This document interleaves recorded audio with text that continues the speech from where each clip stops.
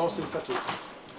Beh, ovviamente l'individuazione di specificità e di autonomia per alcune parti del nostro Veneto, primis Belluno ma anche tante altre aree che hanno particolarità di carattere di omogeneità, parlo dell'altopiano rispetto a laguna, colli e quant'altro. Ovviamente una spinta forte al raggruppamento anche dei comuni del Veneto, che ricordiamo essere oltre 550, per cui con dimensioni ovviamente oggettivamente più grandi, anche per avere un rapporto diretto tra regione e comuni di aree più ampie,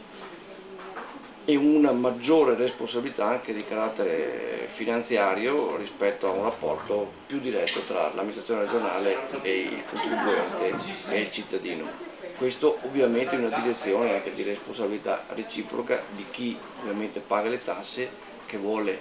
conseguentemente capire quali sono poi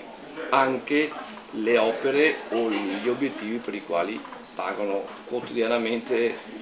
tasse allo Stato e conseguentemente anche all'amministrazione regionale. C'è una ricerca del risparmio? C'è una ricerca del risparmio, non ultimo nella misura in cui vengono raggruppati i comuni anche, ripeto, in termini di spese, di gestione ordinaria, passiamo alle anagrafi, agli uffici tecnici e quant'altro. Poi anche in termini di amministrazione regionale è chiaro con anche magari non so se a compimento della legge elettorale, ma anche qualche riduzione, diminuzione del